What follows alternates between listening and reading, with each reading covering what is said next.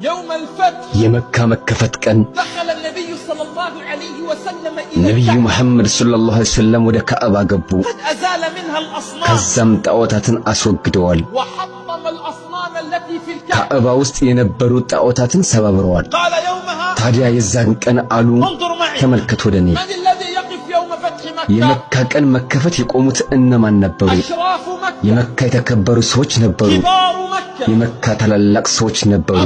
እንደ አቡበከር ያሉ፣ عمر እንደ ዑመር ያሉ፣ عثمان እንደ ዑስማን كبار الصحابة ታላላቅ ሰዎች ነበሩ። فقال النبي صلى الله عليه وسلم أين بلال ነብዩ መሐመድ ሰለላሁ ዐለይሂ ወሰለም አሉ ቢላል የታለ? بلال عبد الحبشي ቢላል ሐበሻዊ ባሪያ። وأشراف مكة كبار مكة የመካ የተከበሩ ሰዎች የመካ ታላላቅ ሰዎች يقفون ቆመው أين بلال አሉ እሳቸው ቢላል የታለ? نادوا لي بلال ቢላልን ጥሩልኝ። فوقف العباس አባስ قال ቆመና يا بلال رسول الله ቢላል ሆይ የአላህ መልእክተኛ እየጠሩህ ነው አለው። خرج بلال ቢላል ወጣ።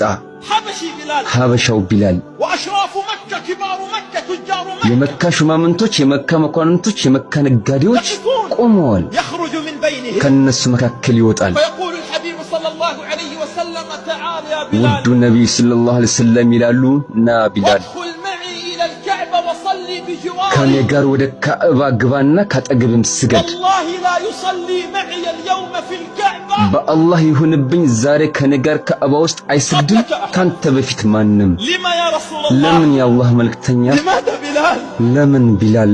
هناك أبو بكر عمر እዛ አቡበከር ዑመር አሉ፣ هناك عثمان هناك كبار እዛ الصحابة ዑስማን አለ፣ እዛ ታላላቅ ሷሃባዎች አሉ።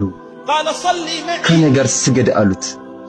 والله لا يصلي معي في በአላህ الكعبة ይሁንብኝ ዛሬ ካዕባ ውስጥ ካንተ በፊት ማንም ከኔ ጋር አይሰግድም። قال الحبيب صلى الله عليه وسلم ሐቢቢ ሰለላሁ ዐለይሂ ወሰለም አሉ لقد رأيت بلال يعذب ቢላልን ሲቀጣ አይቼዋለሁ። حينما كان ያኔ ከሱ ውጪ لا أحد يعذب إلا ማን በማይቀጣበት በነበረበት ጊዜ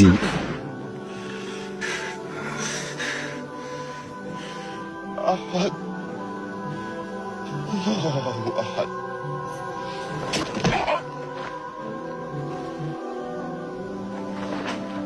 الوفاء ታማኝነት إنه الوفاء ይሄ ታማኝነት ነው። يا بلال لقد تعذبت ቢላል ሆይ ተቀጣሃል። وما كان يعذب أحد معك يا የዛኔ ካንተ ጋር ማንም አይቀጣም ነበር። أنت الوحيد الذي كنت አንተ تعذب ብቻ ነህ ትቀጣይ ነበር።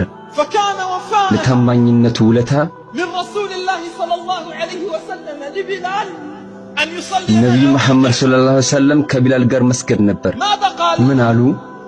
ماذا قال أشراف ምን مكة አሉ የመካ መኳንንቶች?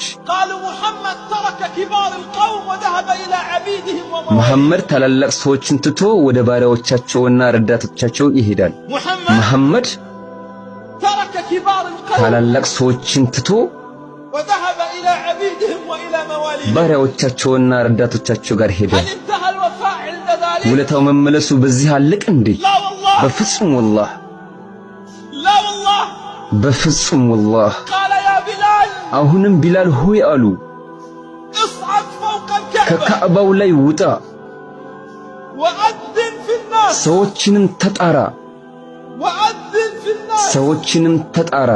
تخيلوا አስቡ معي ከኔ ጋር وقف بلال ቢላል ቆመ። بلال ቢላል وقف على كتفي عمر وأبو ዑመርና አቡበከር ትከሻ ላይ ቆመ። صعد على الكعبة ወደ ካዕባ ወጣ። على كتفي أبي بكر በአቡበከር ትከሻና وعمر በዑመር። يومها የዛን ቀን إنه بلال እሱ ቢላል ነው።